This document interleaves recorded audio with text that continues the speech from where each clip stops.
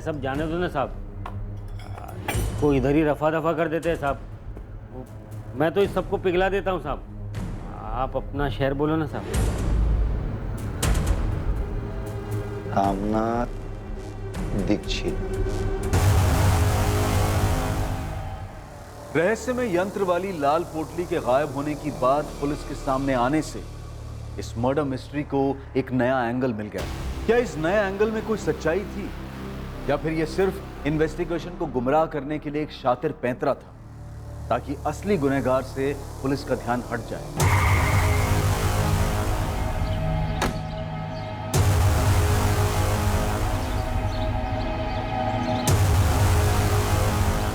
गोपाल जोशी को बाहर बुलाइए तुरंत। यंत्र? हाँ, एक लाल पोटली में रखा हुआ था जिसे रामनाथ दीक्षित एक संदूक में रखते थे। तो क्या वो लाल पोटली वहां से गायब है? हाँ, ये खबर हमें उनके चेले धीरज और लक्ष्मण ने दी। तो हम जानना चाहते हैं कि वो दोनों वाकई सच बोल भी रहे हैं या नहीं। ओके मैडम, मैं पता लगाता हूँ, क्योंकि काफी लोग दूर दराज से भी रामनाथ दीक्षित यहाँ आते थे। कोई ना कोई इस पे रोशनी जरूर डालेगा। यहाँ होता था, इधर इसी में रखते थे गुरुजी। साहब हमने कभी पास से नहीं देखा, बस दूर से ही देखा करते थे। सिर्फ गुरुजी ही संदूक खोलते थे। उसके बाद वो अंदर से पोटली निकालते थे, फिर उसके अंदर हाथ डालते थे, ध्यान लगाते थे, साथ में मंत्र पढ़ते थे साहब। वो हमसे कहते थे कि उस पोटली में एक यंत्र है जो सिर्फ और सिर्फ उन्हें चमत्कारी शक्तियाँ देता है, लेकिन वो हमें उस यंत्र को देखने तक नहीं देते थे। अगर वो यंत्र इतना ही खास था कि गोपाल उसे चुराने के लिए इतना खतरनाक रास्ता अपना सकता है, तो तुम दोनों भी तो कर सकते हो।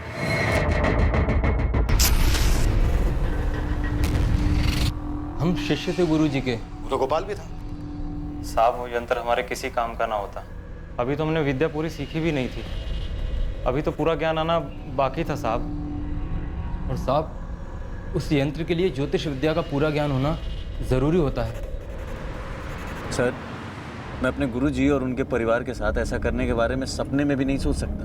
अब मुझे नाम बताइए उसका, जिसने मेरा नाम घसीटकर इतनी घिनौनी हरकत का इल्जाम मेरे सर डालने का प्रयास किया। गोपाल, तू तो तांत्रिक है ना, तू खुद पता नहीं कर सकता क्या अपनी शक्तियों के साथ? वैसे अब तो भीड़ बढ़ गई होगी ना तेरे पास, वो लाल पोटली मिलने के बाद। भीड़ बढ़ गई होगी? लाल पोटली? कौन सी लाल पोटली सर, क्या बात कर रहे हैं आप? हमारे पास इस बात के पक्के सबूत हैं कि तुम उस यंत्र के पीछे पड़े थे गोपाल। ये क्या बात कर रहे हैं सर? मतलब मैं क्या करता हूँ उसका? और मुझे तो पता भी नहीं कि आप जिस यंत्र की बात कर रहे हैं वो दिखता कैसा है। लाल पोटली तो देखी होगी जिसमें हाथ डाल के रामनाथ ध्यान लगाता था। मैं स्वीकार करता हूँ कि मैंने वो पोटली देखी थी जब मैं गुरुजी के यहाँ शिष्य हुआ करता था, लेकिन गुरुजी ने स्पष्ट रूप से मुझे बताया था कि ये यंत्र सिर्फ उनके उपयोग के लिए। जंगल में कड़ी तपस्या करने के बाद उन्हें ये यंत्र प्राप्त हुआ था। सर, मुझ पे उंगली उठाने वाले वो लक्ष्मण और धीरज है ना, मैं बता सकता हूँ, पर मेरी बात भी तो सुनिए कि मुझ पर ये झूठा आरोप वो किसी और के कहने पे लगा रहे हैं। तुमने उनको ये सलाह दी थी ना कि संदूक में वो लाल पोटली नहीं है, ये बात वो हमसे ना बताए। झूठ, बिल्कुल झूठ। मैंने तो उनको बिल्कुल इसके विपरीत सलाह दी थी। तुम दोनों को तब के तब बता देना चाहिए था पुलिस को कि संदूक से लाल पोटली गायब है। तुम लोगों ने बताया क्यों नहीं अभी तक? गोपाल भाई, हमें लगा ही नहीं कि गुरुजी और उनके परिवार का कत्ल उस यंत्र की वजह से हो सकता है। अरे उससे तुम्हें क्या लक्ष्मण, तुम्हारा काम पुलिस की सहायता करना है। जाओ जाकर के पुलिस को सब कुछ बताओ, जाओ। सर, सीधी सी बात है, इन दोनों लड़कों को आनंद दीक्षित ने भेजा था आपके पास।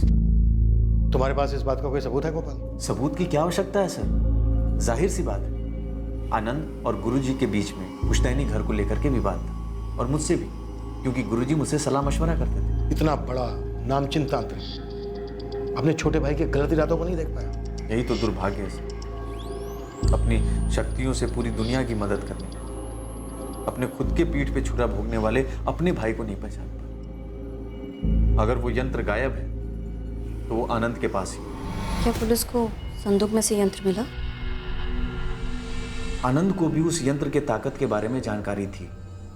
अब 2 और 2 की कड़ी जोड़कर देखिए, आनंद ने पहले उन 2 पाखंडी शिष्यों से ये कांड कराया, उसके बाद यंत्र को हासिल किया, उसके बाद उन दोनों को मेरे पास भेजा गायब यंत्र की जानकारी देने के लिए, और फिर मुझ पर इल्जाम लगाया। तभी मैं सोचूं कि ये दोनों मुझसे ऐसे मिलने क्यों आए।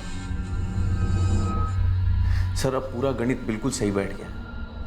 ये पूरी साजिश के पीछे आनंद का ही हाथ।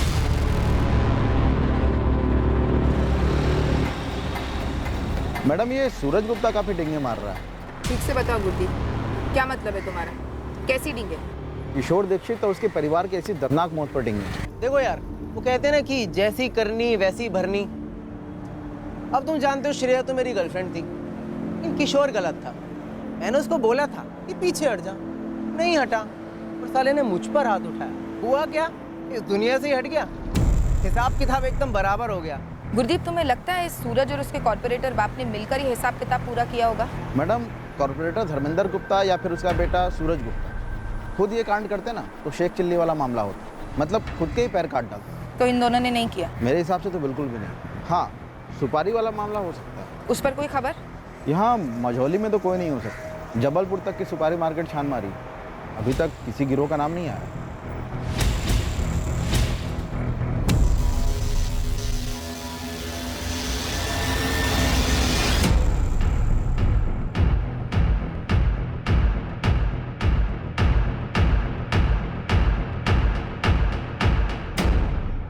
करीबन 20 लोगों से बात हुई है जो रामनाथ दीक्षित के पास जाते थे अपनी समस्या लेकर। सभी का कहना है कि लाल पोटली तो देखी ही दूर से, लेकिन यंत्र के बारे में किसी को कुछ नहीं मालूम। नथु, इस माधव रघुवंशी के बारे में कुछ पता चला क्या? साहब, वो तो देवदास बना घूम रहा है। मतलब ये प्यार व्यार सच में था क्या?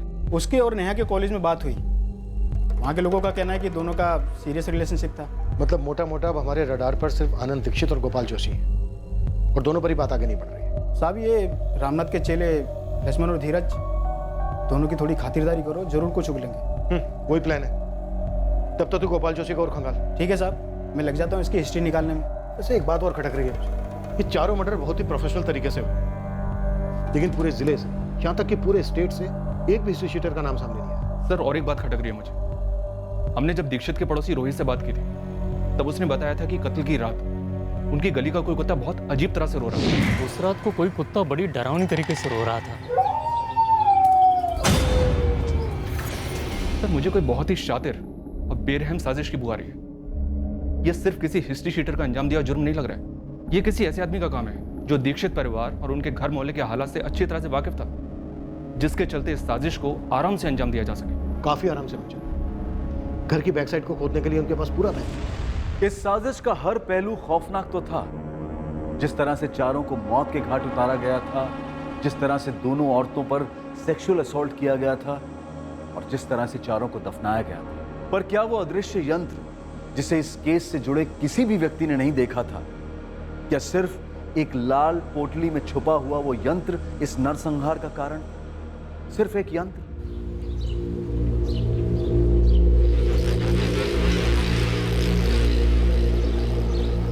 देखिए, लक्ष्मण और धीरज खुद से मुझ पे उंगली नहीं उठाते। कोई है जो उनके कंधे से मुझ पे निशाना साध रहा है। एक बार आप पता तो कीजिए। जी, ठीक ठीक।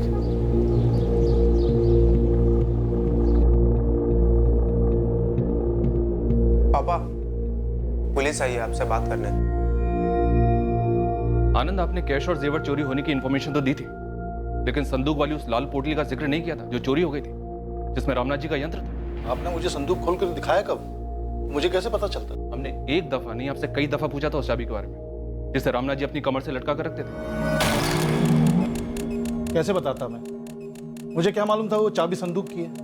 और आपको भी तब मालूम पड़ा जब लक्ष्मण और धीरज ने आपको बताया।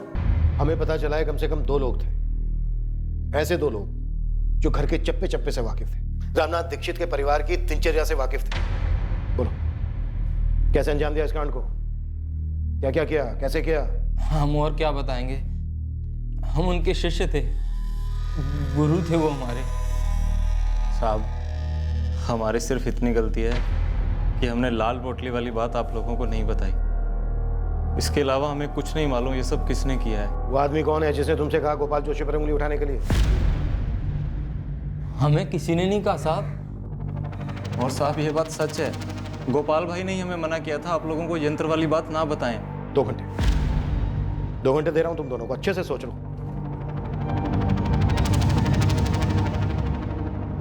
क्या सर, कुछ भी बोल रहे हैं आप? मैं समझ रहा हूं आपका गेम। आप तुक्का लगा रहे हैं मुझसे कुछ भी बुलवाने के लिए। कोई तुक्का नहीं लगा रहे। 4 मर्डर हुए हैं, तुम्हारे भाई का, भाभी का, भतीजे का, भतीजी का। सर मुझे पता है उस धीरज ने और लक्ष्मण ने आपके कान भरे होंगे मेरे खिलाफ, लेकिन उनकी मनगढ़ंत कहानी से यह साबित नहीं हो जाता कि मर्डर मैंने किया है। और रही बात उस यंत्र की, मुझे मालूम पड़ा कि वो चोरी हो गया, लेकिन सर वो लाल पोटली वाला यंत्र हमेशा से उस पर मैं हंसता था। सस्ती नौटंकी के अलावा कुछ भी नहीं था मेरे लिए वो। और अपने भैया को भी मैं कभी कोई चमत्कारी गुरु नहीं मानता था, एक नंबर का पाखंडी समझता था उनको। सैकड़ों लोग आते थे उनके पास। सर दुखी और परेशान आदमी उम्मीद की हर चौखट पे माथा टेकता है, और मेरे भैया उम्मीद की पुड़िया बना के देने में माहिर थे। और वो पुड़िया थोड़ी देर के लिए लोगों को सुकून देती है, सुकून के अलावा कुछ नहीं। और ये जो यंत्र मंत्र है ना, सब ढकोसला था, एक पैसे की चमत्कारी शक्ति नहीं थी उसमें। तुम मेरी शक्तियों को मानो या न मानो उससे कोई फर्क नहीं पड़ता मुझे। तुम्हें बस घर का लालच है, उसी की बात करो। लालच नहीं, हक है मेरा। पुश्तैनी मकान है वो। एक तो आप मकान छोड़कर अपनी ये पाखंड की विद्या सीखने चले गए, और दूसरे उस मकान की मरम्मत के लिए पानी की तरह पैसा बहाया मैंने। और तीसरी सबसे अहम बात, माँ बाबूजी की सेवा की आखिरी दम तक, जब आप दुनिया को ठग के पैसे कमा रहे थे। और इन सब के बावजूद आपको अच्छी खासी रकम दी मैंने मकान के नाम पे। और अब जो आप मांग रहे हैं ना, वो लूट है, और आप लूट में माहिर हो चुके हैं अपनी यंत्र मंत्र की विद्या से। आज 30 लाख कीमत है उस घर की, मैं तुमसे 15 मांग रहा हूं, आधा। तुम बाकी के 7 लाख दो, मैं आंख मूंद कर कागजात पे दस्तखत करता हूं। रही बात यंत्र तंत्र की, वो मेरा पेशा है, उससे तुम्हारा कोई ताल्लुक नहीं। मानता हूं ताल्लुक नहीं था मेरा, और ये भी मानता हूं कि कानूनी तौर पे 7 लाख रुपए देने थे मुझे पुश्तैनी मकान के लिए, और जो मैंने इकट्ठे भी किए अपनी छोटी सी दुकान चलाकर, मेहनत की कमाई से, कोई यंत्र वाली ठगी से नहीं। पर वो यंत्र था क्या? सर बोल तो रहा हूं, उस लाल पोटली में लिपटी हुई ठगी थी, बकवास था, जिसके जरिए भैया लोगों को बेवकूफ बनाते थे, ढेर सारे पैसे कमाते थे। आनंद, लेकिन ये नामुमकिन है कि तुम्हें पता ही नहीं था कि उस संदूक के अंदर वो लाल पोटली है, और रामनाथ जी की कमर से बंधी चाबी से वो संदूक खुलता है। आनंद, यंत्र चुराने वाले ने रामनाथ दीक्षित की कमर पर बंधी चाबी से वो संदूक खोला, यंत्र बाहर निकाला, वापस उस संदूक को ताला लगाया, और वापस वो चाबी रामनाथ की कमर पर बांध दी। सर आप तहकीकात करने वाले एक पेशेवर हैं, आप लोगों के बयान से सच्चाई जान लेते हैं। मुद्दे से मत। मुद्दा वही है सर, इन पेशेवर भविष्यवक्ताओं का खेल भी वही है। ये लोगों से पूछताछ करते समय अंदाजा लगा लेते हैं कि सामने वाले की कमजोरी क्या है। जबान तो पहले ही मीठी होती है उनकी, ले लेते हैं लपेटे में। और रामनाथ भैया तो इस आंखों में धूल झोंकने वाली कला के माहिर हो गए थे। रामनाथ दीक्षित और उसके पूरे परिवार का कत्ल किया गया, उनकी पत्नी और बेटी की लाशों के साथ घिनौनी हरकत हुई है। अब तुम चुपचाप ये बताओ, इस कांड को कैसे अंजाम दिया? मैंने नहीं किया सर। किन चीजों का सहारा लिया आनंद? और कुत्ते के रोने की आवाज किसने निकाली? धीरज और लक्ष्मण ने? लक्ष्मण, धीरज, हमें अच्छे से पता है उस रात को जो कुत्ते के रोने की आवाज थी वो असली नहीं थी,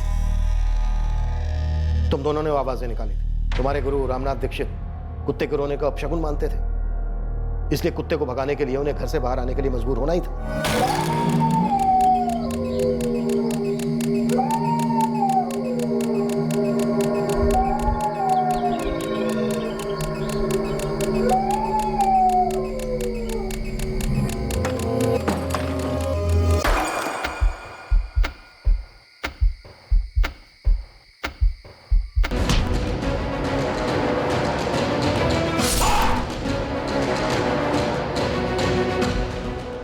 इसी तरीके से मारो, हाँ या ना, कि किसी भी तरह से रामनाथ दीक्षित को घर से बाहर लाओ, मारो, फिर घर में घुसकर बाकी सबको भी मार डालो।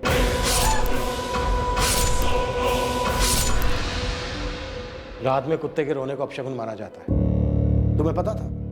कुत्ते को चुप कराने के लिए रामनाथ बाहर आएगा ही आएगा। यकीन नहीं होता सर कि आप जैसा पुलिस अफसर एक अंधश्रद्धा को अपनी तहकीकात का आधार बनाएगा। खैर, अब मुद्दे से भटकना बंद करें और उन दोनों को बुलाएं, नालायकों को, लक्ष्मण और धीरज को, और मेरे मुंह पे कहलवाएं कि मर्डर मैंने करवाया है। जब जरूरत पड़ेगी तब करेंगे। जरूरत होगी तो भी नहीं करवा पाएंगे आप, क्योंकि ये सब झूठ है।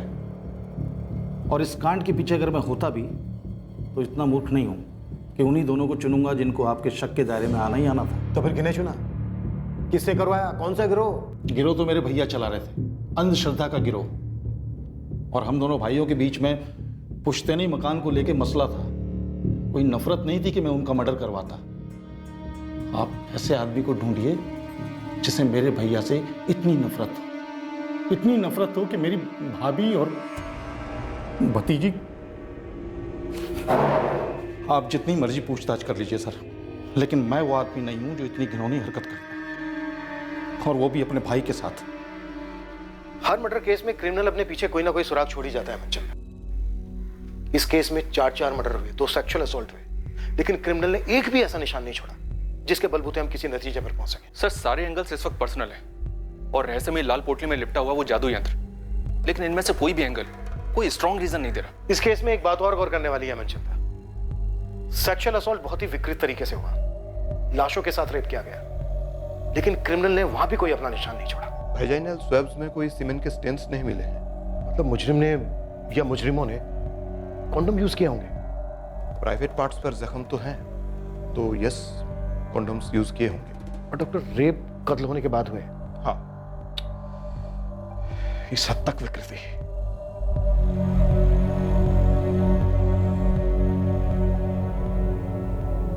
क्या सोच रहे हैं इंस्पेक्टर? मनचंदा, एक बात मेरे दिमाग में आई थी। इस केस में क्रिमिनल ने सेक्सुअल असॉल्ट के लिए जो तरीका अपनाया वो काफी विकृत तो है, लेकिन इन्वेस्टिगेशन के पॉइंट ऑफ व्यू से काफी सेफ भी है। पकड़े जाने का डर मिनिमम है। अगर उसने रेगुलर तरीका अपनाया होता तो शायद सीमेन के ट्रेसेस से वो पकड़ा जाता। इस पूरी वारदात को अंजाम देने के लिए उसने दिमाग काफी तेज लगाया है। जी सर। मनचंदा, इस केस में हम पर्सनल एंगल को ठीक से फोकस कर रहे हैं ना, या फिर हमसे कुछ छूट रहा है? तो फिर और कौन हो सकता है सर? कोई राह चलते चोरों चक्के? पर इसकी भी तो हमें कोई लीड नहीं मिली है।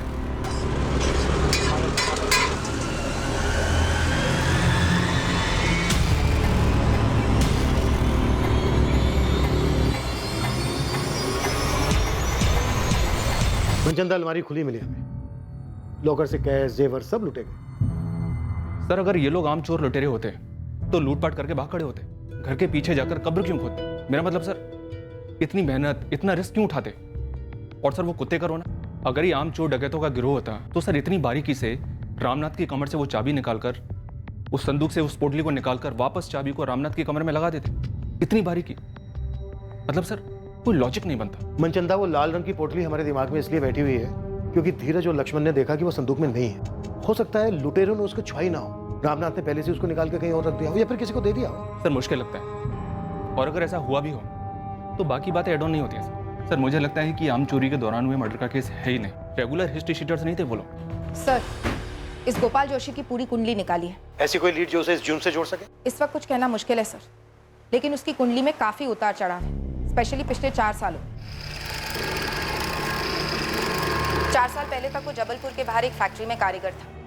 2013 में गोपाल के पिता अनिल जोशी सीरियस स्ट्रोक के शिकार हुए थे। लकवे के उस स्ट्रोक के बाद वो कभी बिस्तर से उठ नहीं पाए। उसी महीने में गोपाल की फैक्ट्री में कटौती की वजह से गोपाल को नौकरी से हटा दिया गया। 2 दुर्घटनाएं एक साथ होने पर हताश होकर गोपाल रामनाथ जी के दरवाजे पर जा पहुंचा। उसे अपने बुरे वक्त को समझना था, आगे का रास्ता जानना था।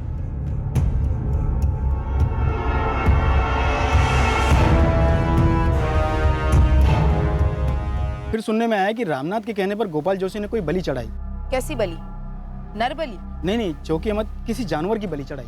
ये सब तो ठीक है नथु, लेकिन क्या गोपाल की रामनाथ जी के साथ कोई अनबन हुई थी? किसी बात को लेकर झगड़ा, या उस लाल पोटली वाले यंत्र को लेकर कोई मसला? मैडम, इतना पता चला है कि रामनाथ से मिलने के बाद गोपाल को कई नई नौकरियां मिली, लेकिन वो कहीं टिक नहीं पाया। फिर वो रामनाथ का ही भरोसेमंद शागिर्द बन गया। रामनाथ कभी कभी अपने कुछ भक्तों का भविष्य गोपाल से पढ़वाने लगा। तुम्हारी समस्या तुम्हारे घर के 4 दीवारी में।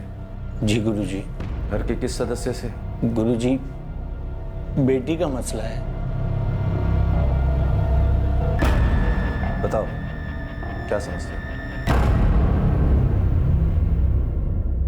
लक्ष्मण और धीरज ने जैसे आप लोग को बताया कि रामनाथ अपनी विद्या अपने शागिर्दों को अच्छे से सिखाता जरूर था, लेकिन उसके बावजूद भी अपनी पोटली में किसी को हाथ तक नहीं लगाने देता था। ये यंत्र है क्या नथु? बहुत बड़ा झोल तो नहीं है? मैडम, वो सब तो नहीं पता, लेकिन एक समय के बाद गोपाल रामनाथ से अलग हो गया। उसने खुद की बैठक शुरू कर दी। जरूर कोई झगड़ा या अनबन हुई होगी। पता करो नथु, जल्दी। पर नथु कुछ पता नहीं कर पाया सर। रामनाथ के काफी भक्त गोपाल जोशी के पास जाने लगे होंगे। बिजनेस कम हुआ होगा रामनाथ का, जलन हुई होगी। लेकिन सर, अगर जलन रामनाथ की तरफ से थी तो वो खुद क्यों मारा गया, और उसका पूरा परिवार भी? मुझे एक ख्याल आया सर, जब रामनाथ जी के क्लाइंट्स भारी मात्रा में गोपाल के पास जा रहे हों तो रामनाथ जी ने गोपाल को धमकी दी होगी। कैसी धमकी भाई? आधी अधूरी विद्या पाकर तुम लोगों के साथ छल कर रहे हो गोपाल, पाखंड है ये।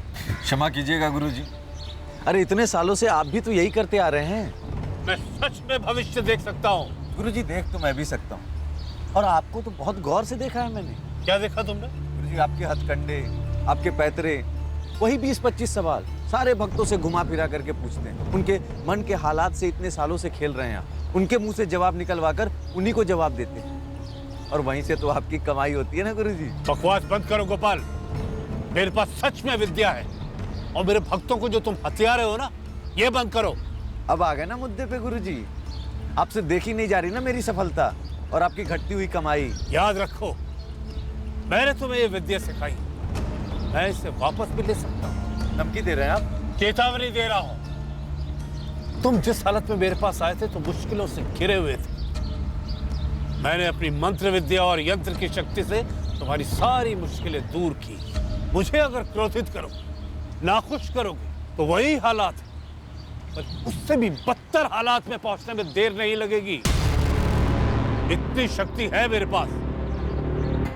पुलिस ने अनुमान लगाया था कि इस तरह का कोई झगड़ा गुरु और शिष्य के बीच हुआ हो सकता है, जिसकी वजह से गोपाल ने इस हत्याकांड को करने की ठान ली।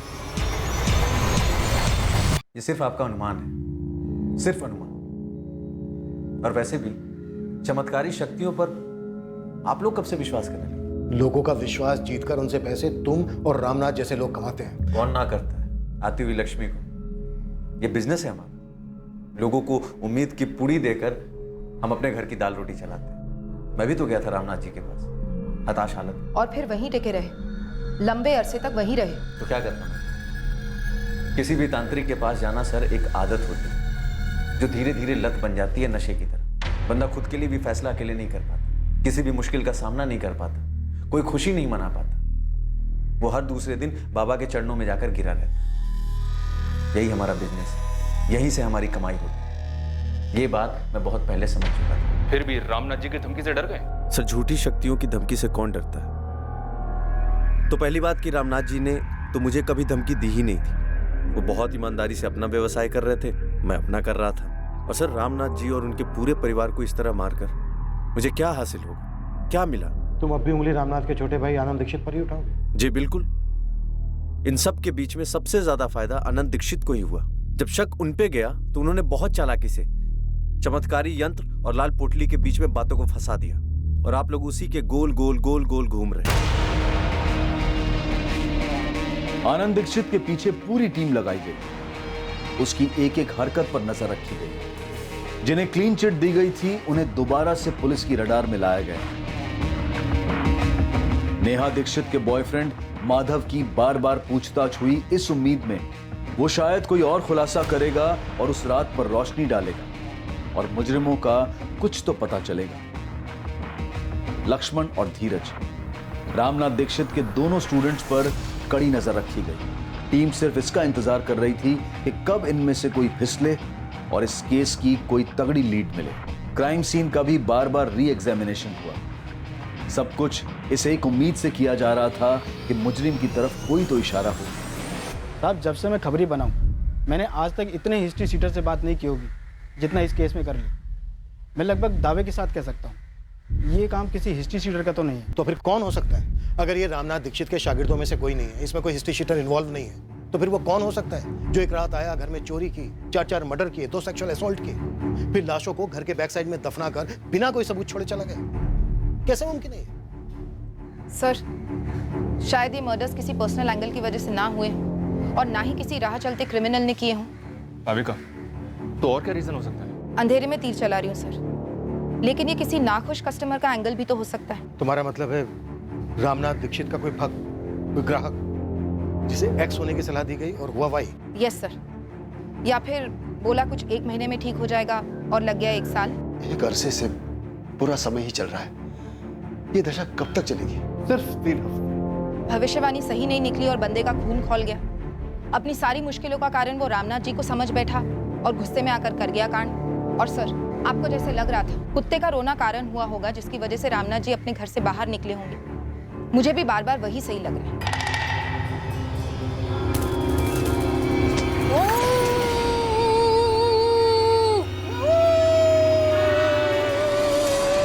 और सर, कुत्ते का वो रोना सिर्फ एक पैतरा नहीं था, मैसेज था एक घायल इंसान का रामनाथ जी के लिए कि सुनो, जिस पर तुम इतना विश्वास करते हो आज वो तुम्हारी मौत का कारण बनेगा।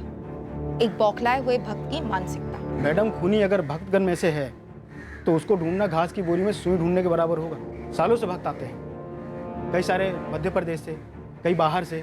भाविका, हमने भी तो ऐसे कई लोगों से बात की है जिन्होंने रामनाथ से पुड़िया ली थी। मुश्किल से 4-5 ऐसे होंगे जिनको लाभ हुआ होगा। अब एक तांत्रिक की भविष्यवाणी का सच ना होना इसका मतलब ये तो नहीं कि कोई इतनी बुरी तरह से बदला लेगा। काश इस वक्त हमारे पास भी कोई यंत्र होता, हम भी मंत्र फूंक सकते, या फिर हमें ऐसा कोई बाबा मिल जाता जिसके सामने हम इस केस को खोल कर रखते और वो यूं चुटकी बजाकर मुजरिम और मोटिव दोनों का खुलासा कर देता। ये लो, हो गया केस सोल्व, कर दो क्लोज। मजाक अपनी जगह है, 3 हफ्ते हो गए हैं, 3 हफ्ते इन 4 मर्डर्स को हुए हुए और अभी तक हमें एक भी सुराग नहीं मिला। दरअसल मुजरिम पूरे 3 हफ्ते तक पुलिस की नाक के नीचे था, लेकिन मुजरिम तक पहुंचना मुश्किल था क्योंकि उसे इस जुर्म से जोड़ने के लिए ठोस सबूत चाहिए थे। यह केस लंबे अरसे तक अनसुलझा नहीं रहा, कुछ अचानक होने वाला था जो इस केस के सभी पत्तों को बिखेर कर मुजरिम का पत्ता सामने लाने वाला था।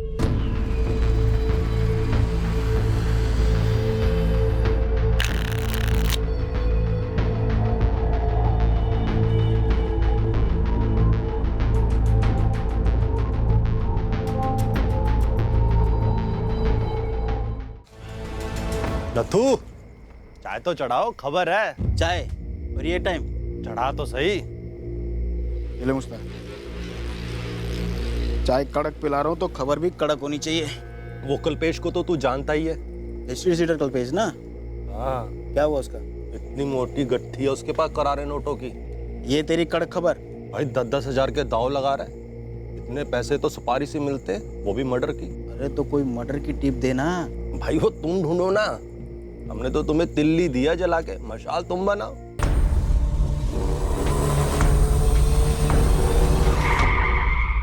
सब क्या कर रहे हो साहब? गाले क्या कर साहब? साहब आप लोग क्या करने वाले साहब? साहब क्या कर रहे हो साहब? साहब मैंने कुछ नहीं किया, सच्ची बता रहा हूँ साहब, मैंने कुछ नहीं किया साहब। कहाँ से लाए पैसे? नहीं तो यहीं पे लंबा कर दूंगा तेरे को। मेरी मेहनत की कमाई का पैसा साहब। अच्छा, क्या काम करता है बे तू? हाँ, डॉक्टर है, वकील है, कॉन्ट्रैक्टर है या सुपारी कॉन्ट्रैक्टर? सब गोली मत चलाना साहब। किसकी सुपारी उठाई थी तूने? नहीं साहब, मेरी इतनी औकात कहाँ साहब, मैंने कोई सुपारी पारी नहीं उठाई साहब। वो एक बंदा चोरी का जेवर लेके मेरे पास आया था, बोला इसे बेच दे, तुझे तेरा कमीशन मिल जाएगा। मैंने वो सारे जेवर कांतीलाल सिसोदिया की दुकान पे बेच दिए।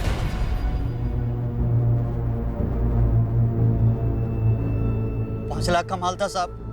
कांतीलाल सिसोदिया ने मुझे 4.25 दिए, मैंने उसमें से 50 रखा, बाकी सामने वाली पार्टी को 3.75 दे दिए।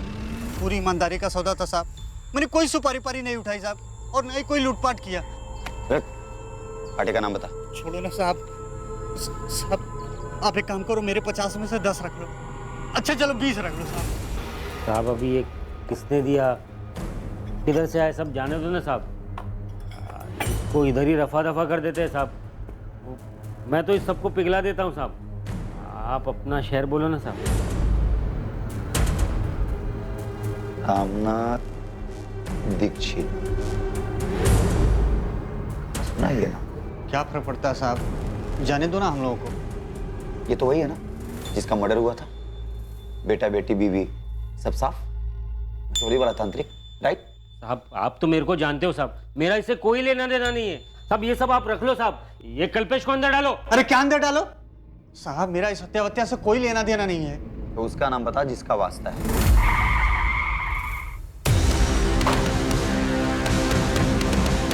देखा साहब, हमें एक छोटी सी कल्पेश की टिप ने कहां से कहां पहुंचा दिया। साहब रवि नाम है उसका। सर रवि ही मिला था मुझे माल लेकर। कब आया था? यही कोई 1 महीना पहले।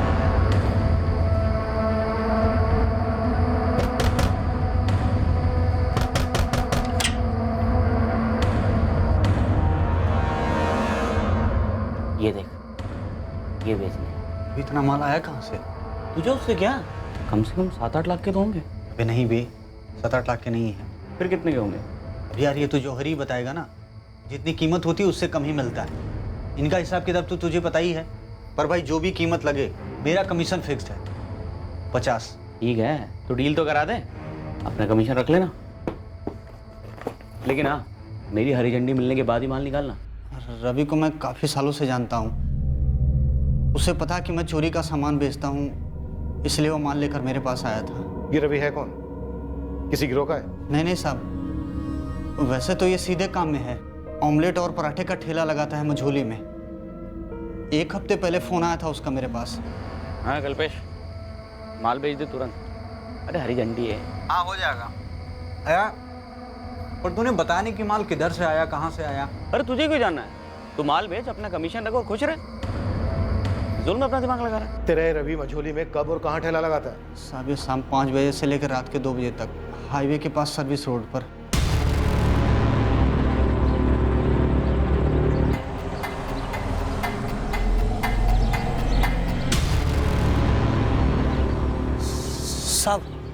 साहब हो रहा साइकिल पर रवि।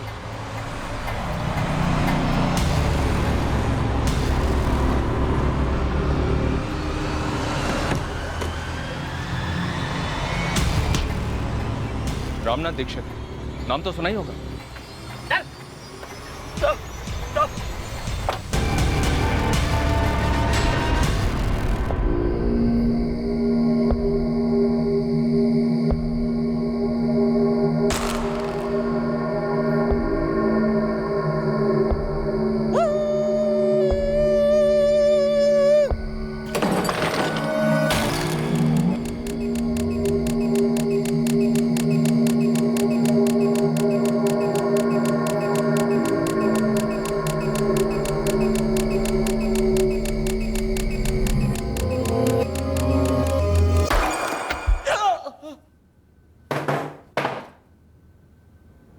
किसके कहने पे ये सब किया रवि?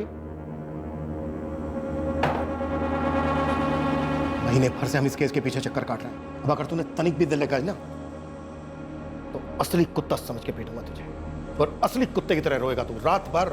मैंने तो बस कुत्ते के रोने की आवाज निकाली थी साहब। रुक मत, आगे बोल। और लूटने में मदद की थी बस उसकी, पर मैंने किसी को नहीं मारा।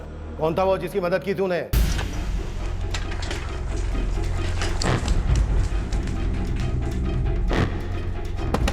धीरज, धीरज, पुलिस को वो बंदा मिल गया है जिसने गुरुजी के जेवर बेचे। क्या क्या बोला वो? क्या हुआ जी? अपना भैया के घर से चोरी हुए जेवर पुलिस ने बरामद किए हैं। थाने बुलाया है मुझे। कहीं ये उनकी कोई चाल तो नहीं है? हाँ नहीं, देख आता हूँ।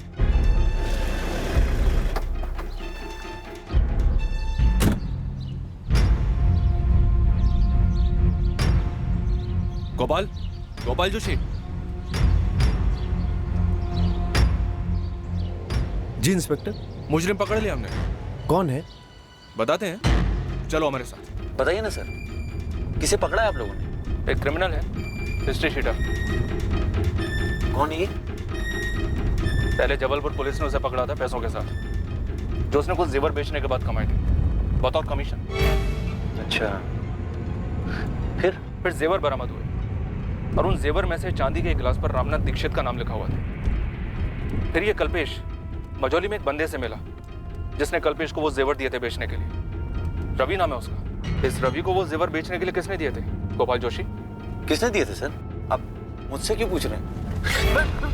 हमारा अंदाजा इतना भी गलत नहीं था, और तेरे ऊपर तो शक हमें पहले से ही था, बस सबूत नहीं था हमारे पास। अब हम तुझसे तोते की तरह सच बुलवाएंगे, फिर तेरी भविष्यवाणी की जाएगी, समझा?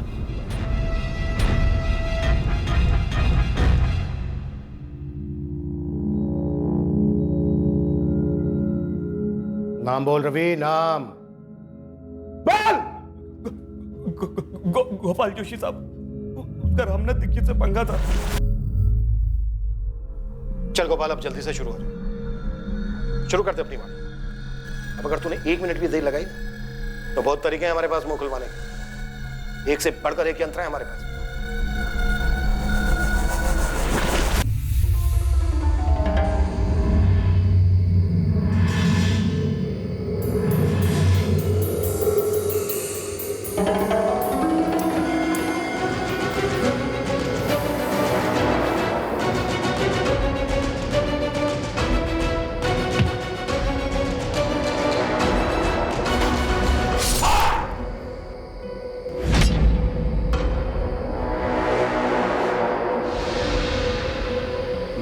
वाला चॉपर ले आऊँगा, एक बार में काम तमाम।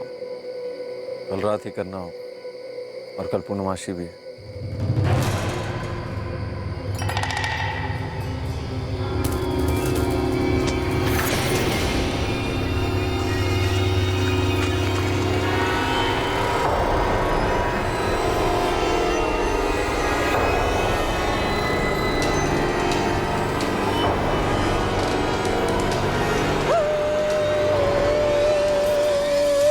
दरवाजा खटखटाता है तो चारों में से कोई भी दरवाजा खोल सकता था, लेकिन मुझे यकीन था कि कुत्ते की रोने की आवाज सुनकर गुरुजी ही दरवाजा खोलेंगे। उन्हें लगता कि कोई अपशगुन होने वाला है।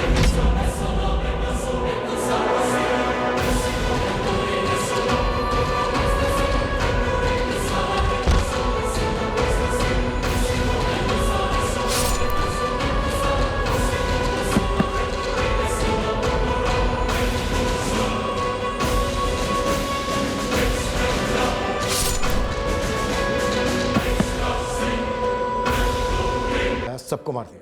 हाँ, क्योंकि कोई बचता तो वो भागता, शोर मचाता, लोग इकट्ठे हो जाते। मतलब पूरी फैमिली का सफाई करना है, ये पहले से तय था? नहीं साहब, मैंने किसी को नहीं मारा, मैंने तो बस चोरी में मदद की थी और लाशों को दफनाने में।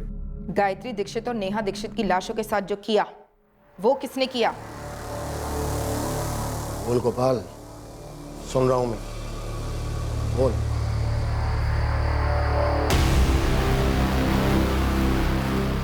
गोपाल भाई, ये लड़की आपकी, वो औरत मेरी, बाद में एक्सचेंज, ठीक है? एक सेकंड रुक, ये ले, कोई निशान मत छोड़।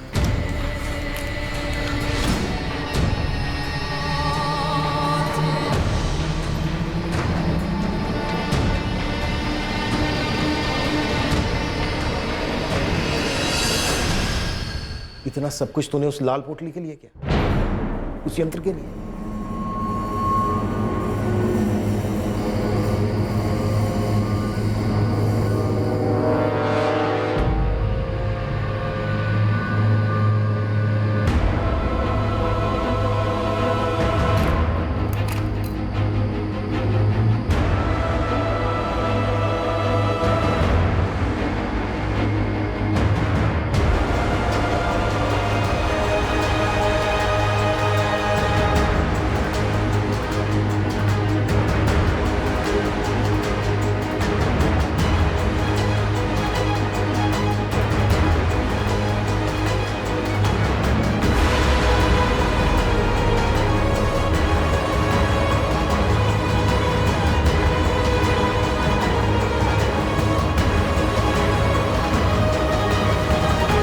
देखो गोपाल, अब अगर तुमने मेरा एक भी भक्त खींचा तो तुम्हारी खैर नहीं, बर्बाद कर दूंगा मैं तुम्हें। पहले मुझसे मेरी विद्या सीखी और अब तुम मेरे ही ग्राहक छीन रहा है। तेरी इतनी हिम्मत! इतने सालों में पहली बार आपके मुंह से भक्त की जगह पे ग्राहक सुन रहा, बड़ा अच्छा लगा। पाखंडी नहीं है आप मेरी तरह, धंधे वाले हैं और धंधे में नए ग्राहक बनाना अन्याय नहीं है, लेकिन पुराने वाले को भी पकड़ के रखिए। मैं तो कहता हूं कोई जबरदस्त चमत्कार दिखाइए उन्हें। तुम मेरा और मेरी विद्या का मजाक उड़ा रहे हो? गुरुजी, सैकड़ों ग्राहकों का इतने सालों से आप मजाक ही तो बनाते आ रहे हैं। अब बहती नदी में मैंने भी हाथ धो लिया। अब गुरुजी, इसमें बुरा मानने वाली कोई बात है नहीं। विनाश काले विपरीत बुद्धि, तुम्हें अंदाजा नहीं है गोपाल, तुमने मेरे साथ अन्याय और फिर मेरा अपमान करके क्या मोल ले लिया। जिस हालत में तुम मेरे पास आए थे उससे भी बदतर दशा होगी तुम्हारी, वरना मैं ये तांत्रिक विद्या छोड़ दूंगा। एक डर अंदर ही अंदर था मेरे, कहीं गुरुजी के पास उस यंत्र की ताकत हो, शायद दुनिया में ऐसी कोई ताकत हो। और ये ख्याल मुझे दिन रात अंदर से खाने लगा। मैं अपने ग्राहकों को सही से सलाह नहीं दे पा रहा था और धीरे धीरे ग्राहक कम होते चले। जो कमाया था वो घटता चला गया। तब मुझे यकीन होने लगा कि ये सब यंत्र के कारण हो रहा। गोपाल भाई, यही है वो यंत्र जो आपके कलेजे का पत्थर था? गोपाल भाई कुछ बोलिए, इतना सब कुछ इस मामूली से पत्थर के लिए? इसकी धमकी से ये मेरी जिंदगी बर्बाद करने चला था। अब देखो खुद का।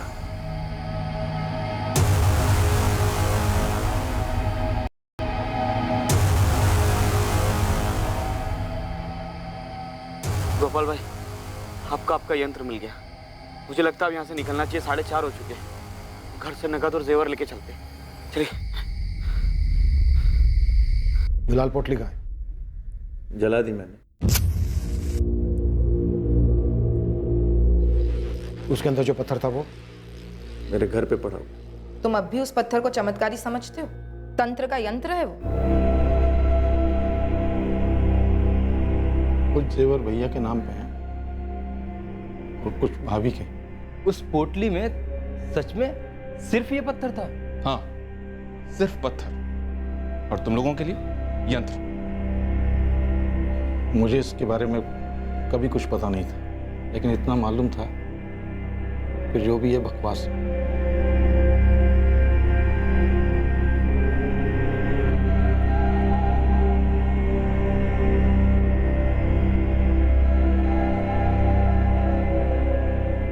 गोपाल जोशी और रवि को आईपीसी की धारा 302 के तहत मर्डर, आईपीसी की धारा 376 के तहत रेप और आईपीसी 201 के तहत सबूत मिटाने के चार्जेस पर गिरफ्तार किया गया है। रामनाथ दीक्षित से बदला लेने और उसके यंत्र को हथियाकर उसकी चमत्कारी शक्तियों को खुद पाने की निर्भीकता में गोपाल जोशी ने इन 4 भयंकर हत्याओं को अंजाम दिया था। सिर्फ ये जानने के लिए कि दरअसल कोई यंत्र था ही नहीं, बस एक पत्थर था जिसे एक कपड़े में बांधकर रखा गया था। एक साधारण सा पत्थर। दुनिया में ऐसा कोई नहीं है, कोई भी नहीं है जिसके पास किसी और की जिंदगी में चमत्कार लाने की या हाहाकार मचाने की दैवीय या फिर शैतानी शक्ति हो। अगर हम अपनी जिंदगी बेहतर बनाना चाहते हैं तो हमें और सिर्फ हमें अपने अंदर की पॉजिटिव एनर्जी को बढ़ाना होगा, और इसी की ताकत से हम अपने इरादों को मजबूत कर सकते हैं, अपनी क्षमताओं को बढ़ा सकते हैं और अपनी निराशा को मिटा सकते हैं। जैसे ही हम बाबाओं, तांत्रिकों और भविष्यवक्ताओं की शरण में जाते हैं, हमारा विवेक, हमारे लॉजिकल फैसले लेने की बुद्धि और नजर दोनों धुंधले हो जाते हैं और हम देखते ही देखते इन चमत्कारों के व्यापारियों के गुलाम बनकर रह जाते हैं। दुनिया में सबसे शक्तिशाली ताकत हम खुद हैं। अपनी जिंदगी को बेहतर बनाने की भरपूर ताकत खुद हमारे पास है, लेकिन हम में वो कमजोरी भी है कि हम नकारात्मक शक्तियों के जाल में फंसकर अपने इर्द गिर्द तबाही मचा सकते हैं। जरूरी है कि हम इन नकारात्मक नेगेटिव शक्तियों से सतर्क होकर अपने आप को बचाएं। जीवन सुंदर है, जीवन अमूल्य है। अब मैं अनूप सोनी आपसे विदा लेता हूं, फिर मुलाकात होगी। और हमेशा याद रखें, क्राइम और आपके बीच में सिर्फ इतना फर्क है कि आप कितने सतर्क हैं। सतर्क रहें, सुरक्षित रहें। जय हिंद।